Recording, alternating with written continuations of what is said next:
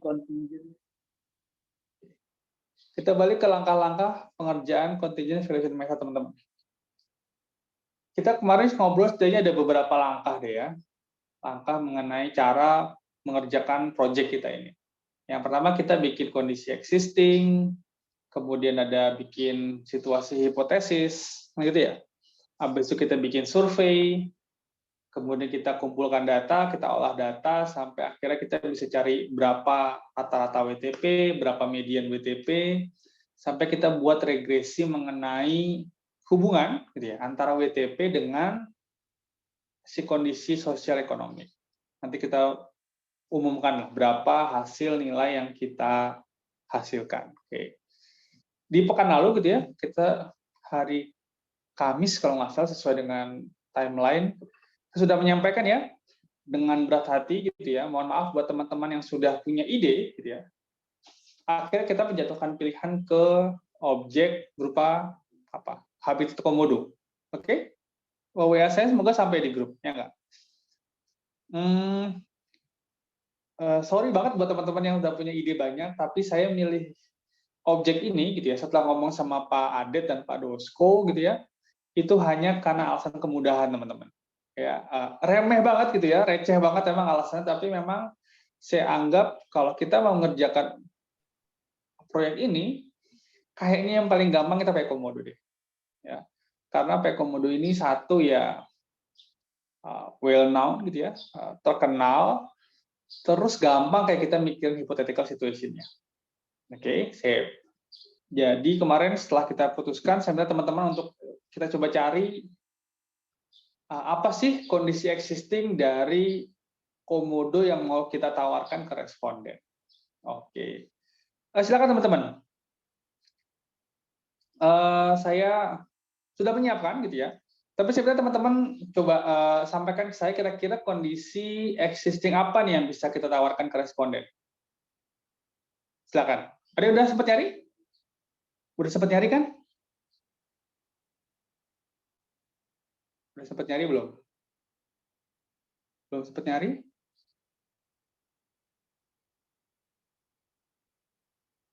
Nah, yang udah nyari siapa? Tunjuk tangan. Raise hand. Belum ada yang sempat riset mengenai kondisi existing komodonya?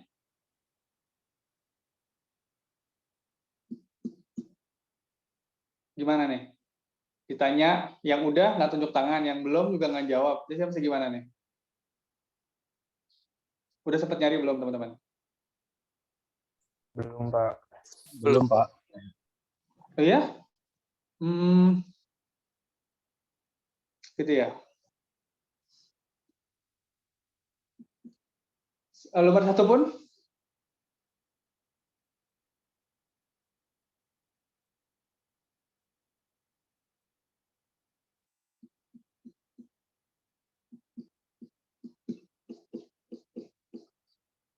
Oke. Sebenarnya hari ini rencananya mau ngomongin mengenai hypothetical situation, sebagaimana yang tadi saya sampaikan di kelas sebelumnya. Udah ada kondisi existing-nya, kemudian teman-teman merencanakan situasi hipotesisnya mau seperti apa. Itu rencananya seperti itu. Ya, gimana nih? Gi, belum nyari Gi? Biasanya kamu udah nyari Gi? Belum, Pak. Kemarin belum sempat nyari sih, Pak.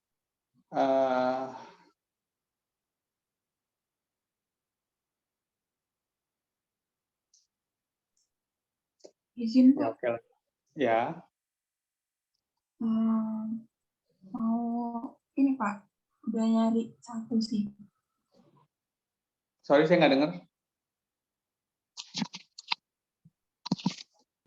Gimana, Mbak Fitriana? Ini saya udah nyari satu sih, Pak. Apa? Hypothetical situation-nya. Kondisi existing-nya dulu gimana, Mbak Fitri? Udah sempat, kita kan nggak bisa bikin hypothetical situation kalau kita nggak tahu kondisi saat ini seperti apa sebenarnya. Oh, kalau kondisi existing-nya itu, ini Pak, populasi komodo itu cenderung meningkat.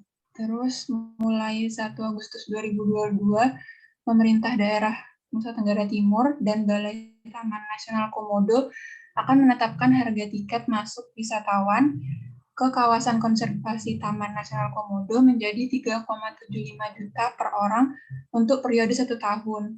Hitungan harga tiket 3,75 juta ini diambil dari pertimbangan biaya konservasi akibat hilangnya nilai jasa ekosistem karena lonjakan kunjungan wisatawan ke Taman Nasional Komodo. Setiap wisatawan yang masuk itu dianggap membawa pengaruh baik terhadap satwa, keanekaragaman hayati, dan seluruh ekosistem di kawasan tersebut. Kemudian, selain penetapan harga, kuota kunjungan juga akan dibatasi menjadi 200.000 orang per tahun. Wisatawan pun wajib melakukan registrasi secara online lewat situs web yang akan disediakan nantinya. Jadi hypothetical situation-nya mungkin ini Pak, pembatasan pengunjung untuk menjaga kualitas lingkungannya itu Pak. Oke,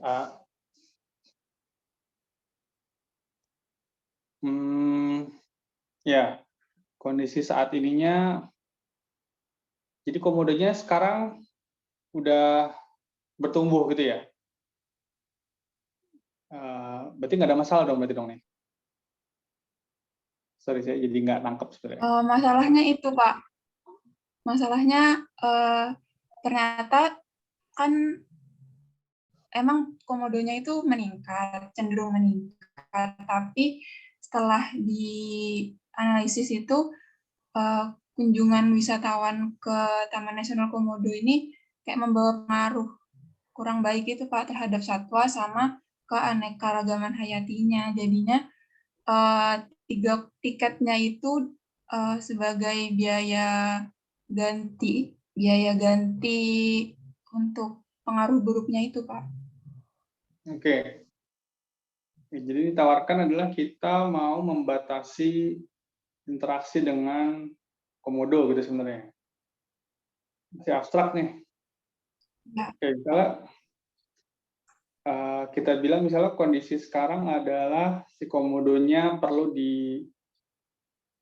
dilestarikan, kan gitu ya. Caranya gimana? Kan gitu ya. Pertanyaannya adalah misalnya kita punya kondisi existing, caranya gimana? Tadi apa? Menjaga kualitas. Mengurangi pengunjung untuk menjaga satwa dan keanekaragaman hayati. Intinya kualitas lingkungannya itu Pak.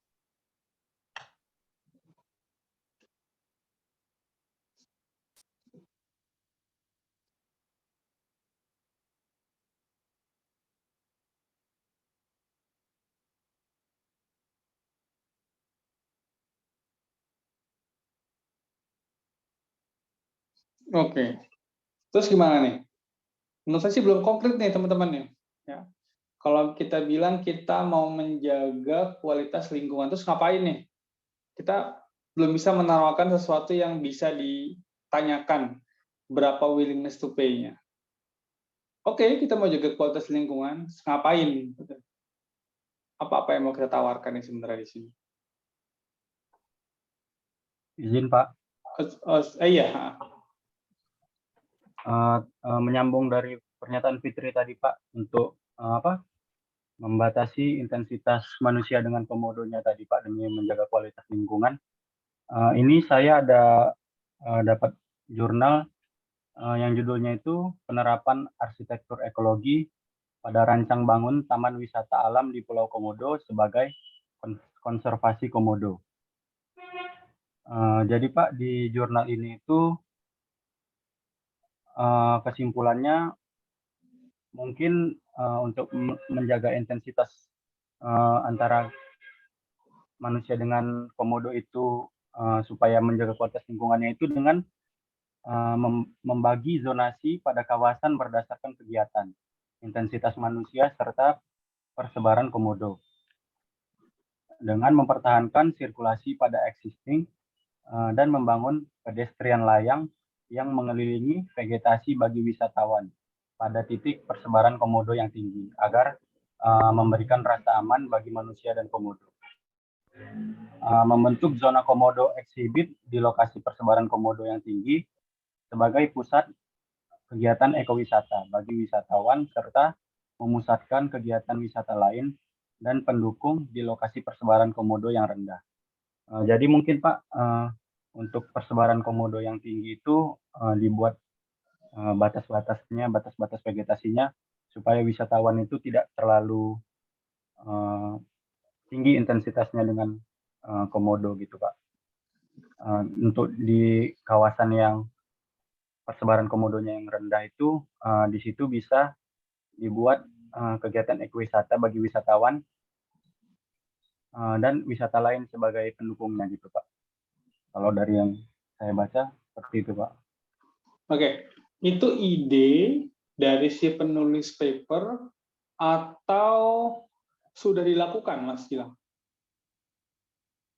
Dari jurnalnya ini sepertinya masih berupa ide Pak. Jadi ada bikin bangunan baru gitu ya? Arsitek apa? Iya Pak. Gitu ya. Arsitektur ekologi Pak.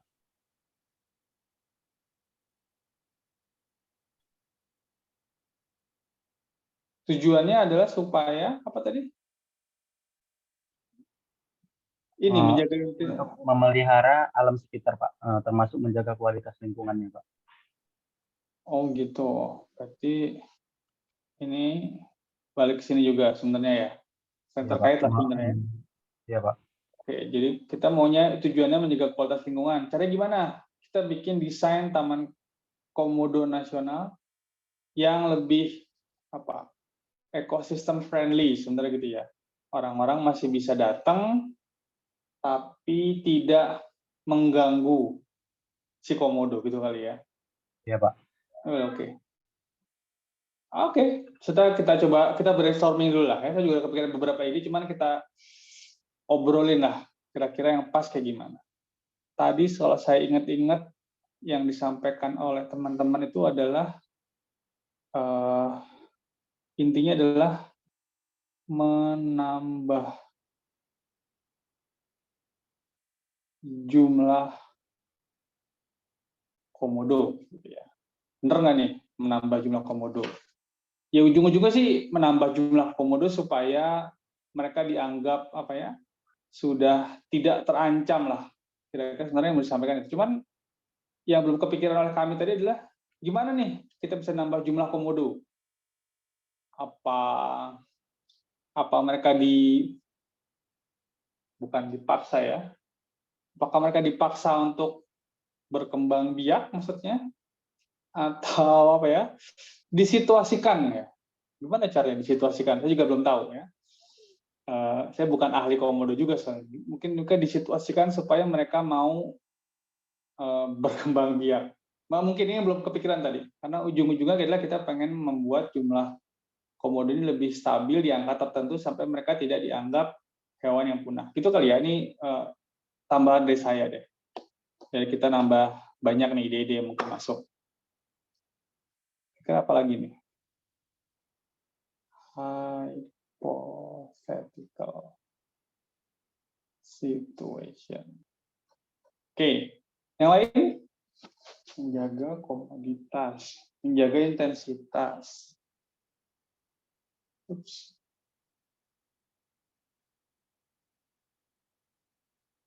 Apalagi nih kira-kira? Izin Pak. Hmm. Izin ya Pak memberikan pandangan. Nah, kalau menurut saya kemarin sempat baca-baca juga, sebenarnya itu masalah komodo ini nggak cuma di komodonya aja, tapi di mangsanya, yakni rusa itu sekarang juga berkurang karena rusanya itu juga diburu oleh masyarakat. Jadi komodonya punah itu bisa menjadi salah satu faktor selain komodonya itu sendiri diburu.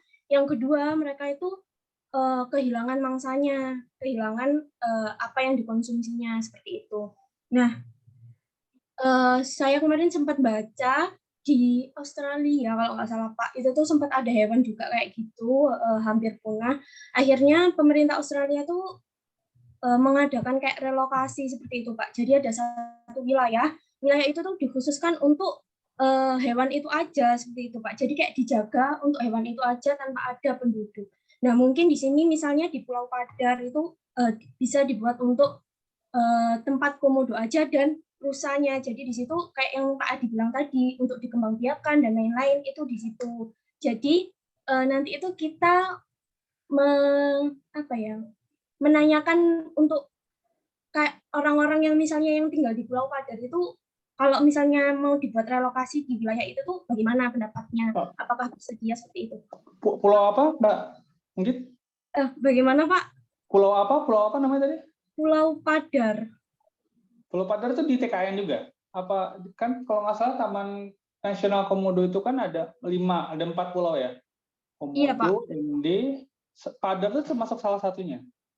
Kalau tidak salah iya, Pak. Kemarin saya sempat baca. Mungkin nanti saya riset lagi, Pak. Saya baca lagi.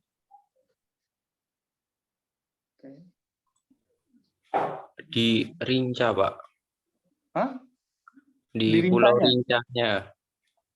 Oh, jadi Padar ini nama daerahnya. Kalau Rinca saya kayak tahu deh, karena kemarin sempat baca-baca tentang Taman Nasional. Rinca ini, Padar ini di Pulau Rinca? Beda, Pak. Oh, beda. Beda. Rinca itu, kalau dari pengalaman itu, dikasih tahu waktu di sana itu ada 2 itu, Pak. Di Pulau Rinca sama Komodonya. Hubungannya sama Padar apa, Gu? Nah, kalau Padar itu cuma kayak bukit gitu, Pak. Oh, dia tapi di Pulau Rinca, bukan? Apa di Pulau Flores atau di mana dia? Dia di pulau apa nih? Sama, kayak kepulauan-kepulauan gitu, Pak, di sana. Tapi kalau Padar itu bukan yang Komodonya, Pak. Oh, bukan termasuk Taman Nasional nih? Kan cuma ada Bukan. 5 kalau nggak salah. Oh. Ini Gu orang sana? Enggak, cuma pernah ke sana aja, Pak. Oh, ngomongnya datar banget, Gu. Pernah di sana, tapi pernah main sama komodo maksudnya? Iya, Pak. Oh, beneran pernah main sama komodo? Pernah, Pak. Kok bisa? Enggak, ya liburan sama teman-teman gitu, Pak. Oh, oke. Nonton, nggak main sama komodo kan? Enggak, cuma ya kalau di Pulau Rinca itu sebenarnya saya setuju sama Anggi tadi, Pak, dengan cara menambah jumlah mangsa dari komodo itu, Pak. Soalnya komodo itu kayak hidup liar di tengah hutan gitu, Pak.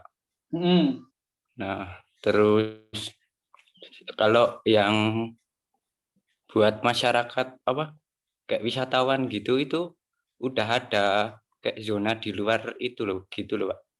Di luar hutannya kayak cuma buat pertunjukan aja gitu, Pak. Kayak yang komodo yang nurut-nurut gitu, Pak. Oke, jadi yang sudah dilatih itu yang ditontonin. Yang liar ya liar gitu aja ya, Go? Iya, Pak. Jadi kayak dibatasi zona gitu, Pak. Kalau semakin ke dalam gitu kan nggak boleh karena komodonya kayak liar gitu. Oke. Asik nih, sudah kondisi nomor 4. Tapi jika memang kita mau angkat kondisi nomor 4, kita kolega lah ya, kita mau kerja bareng-bareng nih, ya. Tapi saya coba berusaha berpikir kritis saja. Ketika kita mau pakai alasan nomor 4, teman-teman, saya itu belum punya nih, kita mau pakai hipotesis sebetulnya saya belum punya. Tapi ketika kita nomor 4, nanti kita pas nulis kondisi existing, kita juga harus bilang bahwa saat ini memang food supply mereka itu terbatas. Itu ada ya, fakta seperti itu ya, Mas Pugu dan Bang Git ya? Di bacaan yang pernah dibaca. Saya soalnya kemarin baca lebih banyak nonton sih ya, lebih jadi pengen tahu di sana seperti apa, terus lebih banyak baca mengenai si hewannya. Tapi saya justru malah nggak baca nih mengenai food supply-nya apakah terganggu atau enggak. Tapi kayaknya mereka makan-makan aja sih. Ya kalau di video kan ada makan rusa, makan monyet bahkan gitu maksudnya. Tapi memang ada fakta ya bahwa food supply mereka itu terganggu ya. Ya well, kalau sekarang belum dapat ya nggak masalah. Tapi saya rasa kalau memang kita akan pakai di poin nomor 4 gitu ya, maka harus kuat nanti nih di kondisi existing-nya. Kita mesti bilang bahwa sekarang ini salah satu yang mengancam keberadaan si komodo atau mungkin mengurangi levelnya si komodo itu adalah terkait dengan food supply-nya. Bahwa mereka susah dapat makanan nih, gitu ya. Komodo ini kan predator, ya enggak? Bahkan predator sebenarnya. Ya, predator tertinggi nih, dia bisa makan semua jenis hewan, bahkan yang gede-gede dia juga bisa makan. Berarti ketika kita mau mengajukan konsep nomor 4, gitu ya, maka kita harus bilang bahwa memang food supply mereka terganggu. Oke? Terus bilang seperti itu. Nanti disesuaikan. Oke. Sip. Cocok dengan idenya. Yang lain, teman-teman? Ada lagi?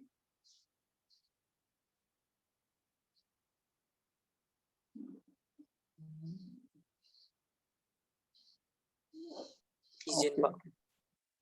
Yap, gimana lagi? Saya baru baca ini, Pak. Wah, berarti sambil saya ngomong kamu googling ya? Iya, Pak. Dapat apa, Gi? Dibilang salah satu yang mengancam kepunahan komodo itu pulaunya terancam tenggelam gitu, Pak. Jadi, oh, itu climate change gitu ya? Iya, Pak. Kenaikan tingkat air laut. Oke, saya juga baca itu kemarin tuh. Itu 2070 kisarannya gitu, Pak. Jadi mungkin 2070 tenggelam Gi, pulaunya Gi, kata papernya. Ini paper atau berita atau blog nih? Atau blog konspirasi dunia kiamat? ini kayak ini, Pak. Kayak berita, Pak. mongabai.co.id. Oh iya, oke, saya nggak tahu. Berita tapi ya? Oke, Iya, Pak. berita. Oke. Berarti kondisi existingnya bahwa nanti air lautnya naik. Karena climate change, kalau dari topik yang, kalau dari paper saya baca itu karena climate change, Iya, Pak. Karena perubahan iklim. kemungkinan, ya air lautnya naik, habitatnya komodo jadi, yang nggak sampai tenggelam sih, kalau yang di paper saya. Jadi kemungkinan kondisi existingnya adalah habitat mereka jadi terganggu kan gitu ya. Terus hypothetical situation-nya apa nih jadinya gitu? Kita mau ngapain? Mau merelokasi ke tempat yang lebih tinggi? Mereka suka nggak ya? Nggak tahu juga ya, komodo nggak bisa diajak ngobrol ya. Gimana dong? Kalau emang itu adalah kondisi existing-nya, berarti hypothetical-nya adalah apa kira-kira gitu? Apa teman-teman kira-kira? Mungkin relokasi juga ya. Di tulisan ini satu-satunya itu salah satunya cara itu relokasi sih, Pak. Cuman relokasi itu dihadapkan dua kemungkinan gitu, Pak.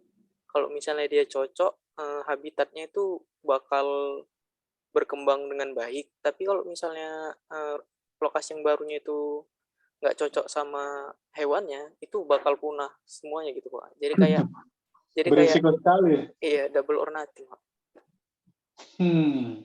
Oke. Saya malah belum baca nih ya, relokasi kemungkinannya. Tapi kalau sampai TKN-nya itu, kalau sampai air laut itu mengancam TKN, ya sebenarnya nggak ada pulau yang dataran rendah yang aman berarti dia. Kemudian kan agak dataran rendah nih, dia bukan hewan gunungan sebenarnya kan. Mereka hewan dataran rendah, kan ya nggak? Kalau yang saya tonton ya, mereka itu dataran rendah tuh, di pantai gitu kan, di dataran rendah. Kalau kita pindahin mereka ke pulau lain, namanya air laut kan sama ya di mana-mana ya nggak sih? Air laut ketinggian air laut di Jakarta sama di Lombok sana atau di Pulau Komodo kan sama nih, segitu-gitu aja. Berarti seandainya itu terjadi, apa yang terjadi sama kota saya sama Jakarta? Kita jadi nggak punya solusi sebenarnya. Oke. Tapi saya juga sempat baca mengenai kenaikan air laut ini sebenarnya sih. Berarti perlu dipikirin, Gi. Kira-kira mau direlokasi kemana? Gitu ya. Kalau cuma mindahin pulau, ya kalau pulaunya juga dataran rendah, ya sama aja. Tenggelam juga, Gi. Gitu ya. Kalau kita pindah ke dataran tinggi, nah itu dia cocok nggak tuh iklimnya ya? Dia bisa survive nggak di sana? Oke, sip. Oke, saya dapatnya. Kita dapat beberapa ide. Ada lagi? Mungkin? sebetulnya ini ada apa ya, terhubung sebenarnya dot-dot yang ada di ide yang ada di depan ini sebenarnya menurut saya ya.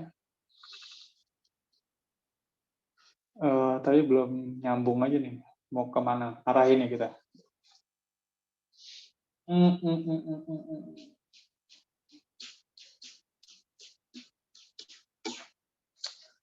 Oke.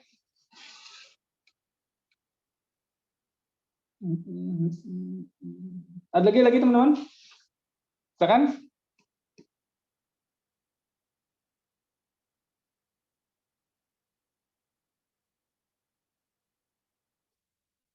Masih nyari-nyari? Oke, iya. Saya expect teman-teman udah mulai baca sebenarnya ya. Sehingga kita di pertemuan hari ini kita bisa diskusi mengenai hypothetical situation. Ya kalau belum gimana nih? Baru jam 2 nih teman-teman. Izin, Pak. Doi, gimana?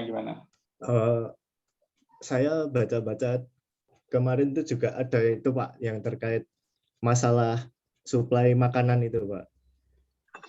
Jadi ada yang mengatakan bahwa salah satu faktor kepunahan dari komodo itu disebabkan karena berkurangnya mangsa gitu, Pak. Terus? Jadi mungkin untuk hipotesisnya itu bisa dengan menjaga habitatnya itu agar tidak rusak gitu, Pak.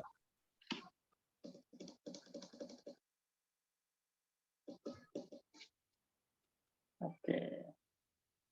Sama bisa menjaga habitat mangsa. Well, oke. Tapi kayaknya kita nggak bisa diskusi, nggak bisa jalan baik nih kalau seperti ini. Saya akan kirim apa yang sudah saya coba siapkan, teman-teman, mengenai kondisi existing. Ya. Saya taruh di grup aja, supaya lebih mudah untuk di-download.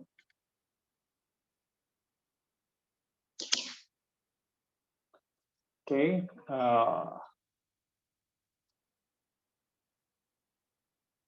sorry, bentar. Setelah baca silakan cari informasi, cari kemungkinan situasi hipotesis yang bisa kita sama-sama obrolin gitu ya. Pak, izin Pak. Oke, sebentar. Nanti setelah itu kita ngobrol lagi supaya yang kita obrolin itu kita udah tahu background-nya ini seperti apa. Oke, sebentar ya, Mas Bro. Jadi saya mau ngirimin file dulu sebentar. Baik, Pak.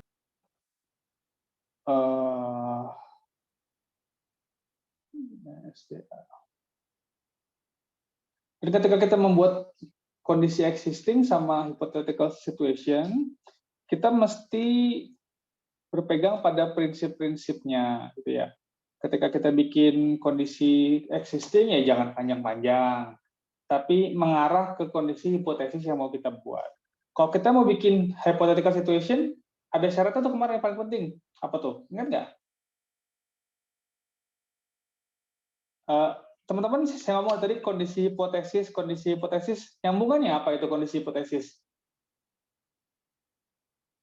Apaan? Nyambungannya? Duga apa Gi? Mau ngomong ya Gi? Sorry Gi. Yang akan dibuat, Pak. Oke, yang akan dibuat. Itu dugaan kita. Nah, ketika kita mau menyiapkan kondisi hipotesis, ada satu syarat nih yang harus kita pakai. Apa tuh? Realistis. Oke, sip. Realistis, visible, bisa dikerjakan. Jadi ketika kita mau ngomongin dua hal ini, di pertemuan kali ini, itu kondisi tersebut harus terpenuhi nih. Ya, dan nyambung. Jangan kita ngomongin kondisi existing tentang apa, hipotesisnya apa, nggak nyambung, nggak inline, nanti respondennya bingung. Oke. Jadi silahkan, itu yang saya sampaikan di grup itu cuman contoh aja yang tadi mau saya bawa sebenarnya ke diskusi tentang kondisi existing, tapi mungkin belum pas waktunya, coba dibaca seadanya aja, itu kita nggak terlalu dalam, tapi memang yang mau ditawarkan dalam survei ini kita nggak bisa banyak-banyak, ya nggak? Kita akan memaksa si responden untuk mengorbankan waktunya, soalnya, ya nggak? Mengorbankan waktu dia supaya dia mau ngisi survei kita. Kalau kita bikinnya kepanjangan, ya malas juga kayaknya si respondennya untuk baca, ya. Jangan-jangan belum jawab, baca kepanjangan udah ditinggalin tuh survei kita. Oke, jadi harus kita pikirin strategi supaya kita bisa bikin kondisi existing dan hypothetical situation yang ringkas gitu ya, tapi persuasif. Oke. Dan kenapa saya minta untuk bikin kondisi hipotesis? Karena memang di UAS tahun lalu gitu ya, mungkin teman-teman udah ada yang baca lah ya, bahwa yang ditanyakan itu adalah bagaimana kondisi hipotesis yang mau kamu tawarkan. Oke, jadi saya mau coba, karena memang CVM ini kan materinya itu aja. Dan UAS ini kan kita cuma CVM doang ya teman-teman. Jadi saya rasa kemungkinan itu masih seperti itu ya ada lah. Ya, jadi supaya teman-teman udah terbiasa, oh gini cara bikin kondisi hipotesis. Sudah terbiasa, harapan saya seperti itu sebenarnya. Oke. Jadi ini sudah saya sampaikan, silakan teman-teman baca.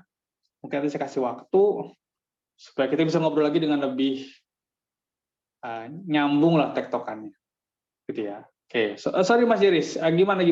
Sorry saya cut tadi karena saya belum, takutnya lupa apa yang mau saya sampaikan. Gimana? Cuman mau nambahin itu Pak.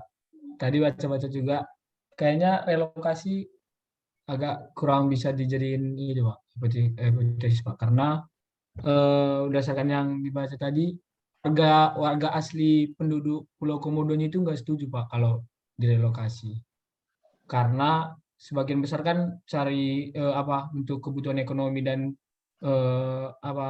perputaran ke ekonomi warga situ bergantung sama objek wisata Pulau Komodo itu Pak, gitu Pak.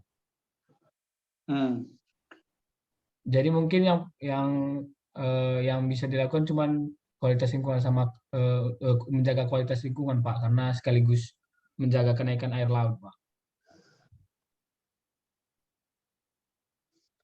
Ntar dulu, coba kita berdebat teman-teman ya. Relokasi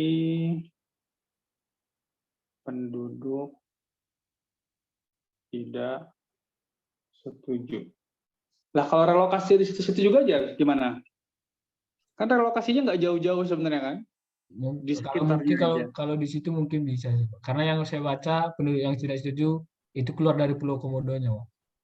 Oh, kayaknya ya kita nggak bisa keluar dari konteks Taman Komodo ini, ya, TNK ini dari Taman Nasional Komodo, karena kalau keluar dari situ mungkin habitatnya udah berubah nih.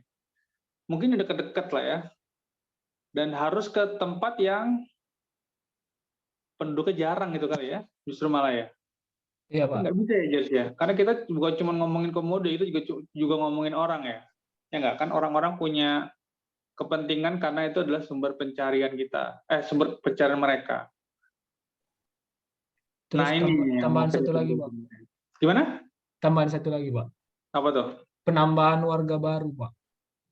Maksudnya? Jadi istilahnya ada yang dari baca informasi yang saya dapat Pak, mungkin bisa dibatasi penambahan warga baru yang pindah ke daerah Pulau Komodo Pak. Jadi istilahnya untuk mengurangi lingkungan yang dijadiin jadi tempat tinggal gitu Pak, agar habitat tetap terjaga gitu. Nggak bisa. Pulau Komodo nggak bisa ada orang lagi. Itu udah jadi taman nasional setahu saya. Di Flores bisa. Ya, meskipun Flores ada sebagian yang tempatnya Komodo. Tapi setahu saya taman nasional ini bukan jadi tempat untuk menambah populasi, udah dibatasi sebenarnya. Gitu nggak ya, Mas? Siapa tadi ya sempat main ya, Mas Hugo? Boleh nggak sih kita tinggal di Rinca, di Komodo gitu? Kalau setahu saya itu kalau yang di Rincanya itu emang udah jadi konservasi gitu Pak. Jadi nggak ada penduduknya Pak. Betul. Orang-orang mah di Flores semua gitu kan ya gue ya? Iya Pak. Iya. Yang ada itu kayak kalau dari cerita orang sana itu kalau emang di Pulau Komodanya itu emang ada sedikit warga gitu. Terus mereka pun juga kan ini kalau bangun rumah kan rumahnya rumah panggung kan. Oh gitu. Iya Pak. Oke. Kadang Jadi, sorry, lanjutin. kan kalau di rincanya kan udah emang konservasi, jadi nggak ada warga kan Pak. Nah kalau di Pulau Komodonya sendiri itu emang ada sedikit populasi warga gitu. Terus mereka rumahnya juga kayak rumah panggung gitu untuk menghindari kayak komodo gitu. Jadi sebenarnya populasi manusia di Taman Nasional tidak mengancam sebenarnya gitu ya? Kalau iya menurut saya Pak. Iya, oke. Kalau nggak salah juga gitu nih, Mas Jeris. Jadi memang untuk di Taman Nasionalnya nggak bisa, tapi wisatawannya banyak yang ke situ. Jadi interaksi antara si komodo sama manusia itu di tempat bukan di tempat konservasi ya, tapi di tempat wisatanya. Kemudian untuk populasi manusia yang banyak tuh di Pulau Flores sebenarnya, di pulau terbesar di Nusa Tenggara. Tapi kalau untuk di taman konservasinya, mungkin yang tinggal di situ ya pengelolanya aja. Memang orang-orang yang ditugaskan untuk bukan mengelola ya, jagain ya kebutuhan si komodo. Meskipun ya sebaiknya sih dilepas aja di alam liar supaya mereka bisa naluri kehewanannya itu ada kali ya. Kalau enggak ya mereka jadi gini terus gitu ya, disuapin terus sama kita. Oke, tapi itu pendapat saya doang. Oke. Gimana? Udah ada sambil baca-baca mungkin saya tungguin deh daripada saya kasih tugas untuk baca kita ngobrol lagi. Udah sambil googling mungkin ada yang sambil bisa, karena apa yang mau kita tulis di sini menentukan besok desain survei seperti apa teman-teman. Ya nggak? Menentukan nih. Kita nggak bisa ngomongin kondisi existing yang mana, hypothetical yang mana, nanti pas ngomongin survei berbeda lagi. Harus inline sebenarnya, harus sejalan. Tapi cukup banyak lah ini ya, ide-idenya. Oke, saya sambil mau forward ide yang tadi juga sudah dibahas di kelas 602. Mungkin bisa sambil menunggu gitu ya, nunggu respon dari teman-teman. 608.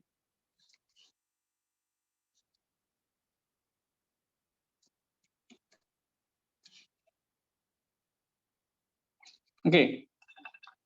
Disampaikan di grup itu adalah tambahan hypothetical situation yang mungkin bisa kita bahas nih. Sorry.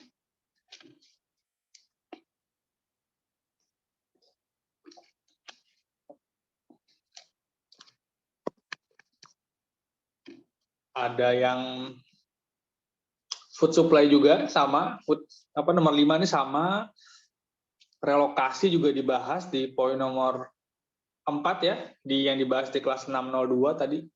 Mungkin bisa sambil dicocokin ya apa yang sudah kita kerja, apa yang sudah teman-teman obrolin, sama apa yang disampaikan oleh teman-teman di 602. Ya. Kayaknya mirip-mirip lah. Nggak terlalu berbeda. Oke. Saya tutup dulu.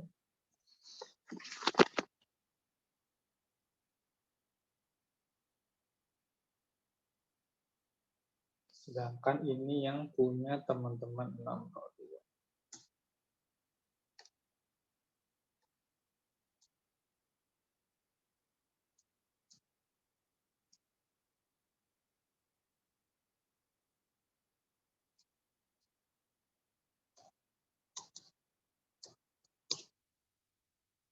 Oke. Ya udah deh. Supaya waktunya nggak sia-sia gitu ya. Sama sebagaimana dengan apa yang tadi saya lakukan dengan teman-teman di kelas sebelumnya. Sorry.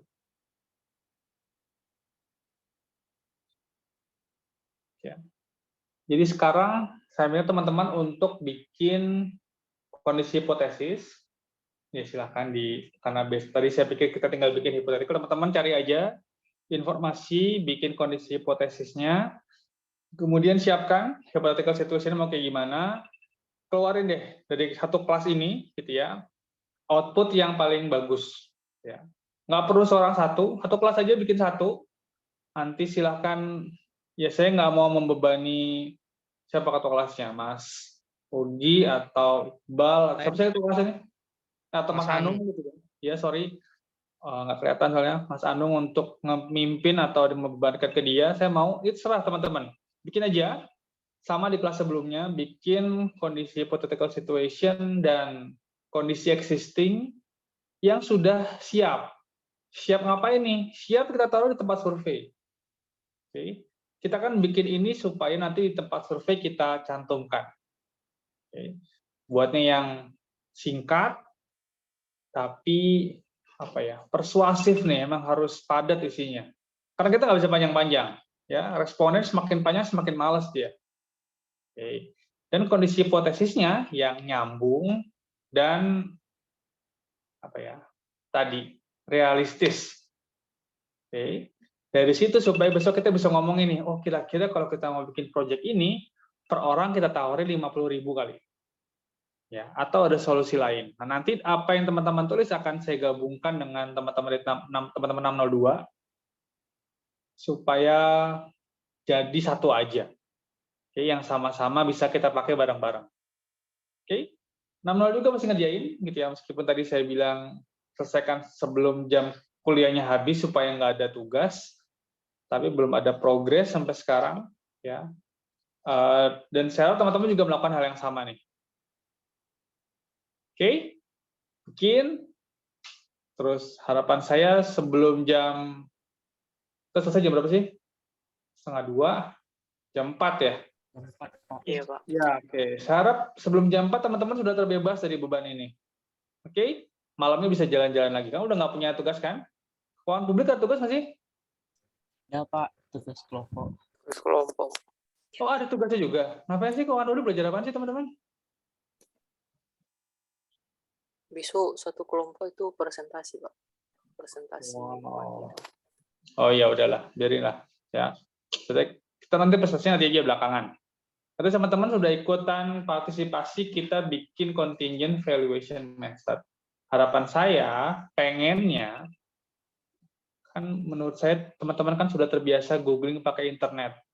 Ya, bedanya kalau kemarin googlingnya adalah mencari profil pemain sepak bola atau profil artis Korea, sekarang profil komodo lah, beda dikit lah, gitu ya. Seperti cuma nyari profil, ada informasi apa tentang si komodo, terus kita bisa bantuin apa nih supaya dia tetap lestari, ya, kira-kira seperti itu. Gampang. Ya, yang dibutuhkan apa? Ini etos kerja teman-teman sebagai tim. Ya enggak. Masa ada 20 berapa nih? 7 gitu ya. Berapa sih teman-teman? 27 kepala anak stan harusnya bisa mengerjakan dalam waktu yang nggak terlalu lama. Oke? Dapat message saya? Oke. Setelah ini nanti saya gabungkan, teman-teman siap lagi nih pekan depannya. Mulai lihat-lihat kita mau pakai survei yang mana. Mau pakai bidding game, mau pakai open-ended, kira-kira yang pas yang mana. Meskipun gitu ya, kayaknya kalau kita mau online surveinya, ya mungkin untuk pakai bidding game agak sulit gitu ya, kecuali ada teman-teman yang bisa menyiapkan kalau pakai Google Form saya kebayangnya sulit soalnya ya, kita harus menyiapkan pertanyaan bertingkat. Atau mungkin Pak pakai monkey survey Pak, itu berbayar teman-teman, dan saya belum pernah pakai secara profesional, maksudnya memakai fitur yang lengkap saya juga belum pernah, saya nggak tahu apakah pertanyaan bertingkat itu juga mempermudah survei teman-teman. Oke. Semoga clear. Sekarang harus ngapainnya sudah tahu. Nanti saya masih ada di sini. Sudah, in case ada yang bertanyain, silahkan. Nanti hostnya saya kasih ke siapa tadi? Ke Hogi. Terserah deh Hogi mau ngapain. Mau ditutup kelasnya juga terserah. Oke, tapi saya masih nemenin teman-teman sampai kelasnya ditutup Hogi lah. Oke, ada yang mau tanyain? Apa nih? Ada chat. Pak, bentar ada petugas sensus. Sensus apa, Anggi? Tadi Pak ada sensus penduduk Pak. Sensus penduduk. Emang lagi ada survei sensus penduduk ya tahun ini? Pengulangan data Pak. Data 2020 kayaknya nggak valid Gitu ya? untuk dari Serdang. Karena populasinya hampir hilang separuh Pak. Oh iya. Jadi di data ulang. Oke, siap. Oke, kalau gitu silakan teman-teman mana Hogi. Kita jadi host aja dia. Hogi, ambil dia host lagi. Oke. Jadi saya tetap di sini, saya masih bisa, tapi bukan berarti saya membebankan tugas ini ke Hogi. Silakan aja dikoordinasikan. Oke? Ada yang mau diobrolin dulu? Tahu mau ngapain? Saya ini galak banget ya. Teman-teman, ada yang perlu tanya ke saya? Ada yang mau tanya ke saya? Udah cukup? Oke. Kalau cukup, saya rasa bisa lah nih waktu yang ada diberesin supaya kita ada progres. Jadi pekan depan teman-teman bisa ngelempar survei. Kan survei kira-kira kalau kita kasih waktu 2 minggu cukup lah dapetin data beberapa. Jadi kalau kita tunda lagi, teman-teman baca dulu, terus nanti nyelesainnya pekan depan, makin mundur surveinya, nanti pertemuan ke-7 teman-teman belum punya data takutnya untuk diolah. Oke? Sip. Kalau yang mau tanyain, saya masih ada di tempat yang nggak ada kameranya. Saya dicolek aja Gi ya. Kalau teman-teman atau siapapun yang mau ada yang pengen dikonfirmasi. Oke, kalau gitu saya serahkan ke teman-teman deh. Ya, silakan bikin kondisi existing. Apa yang saya tulis silakan aja mungkin bisa dikembangkan, dikritisi atau mungkin diambil mana yang pas untuk rencana yang mau teman-teman bikin. Oke, kalau gitu saya off dulu. Silakan teman-teman.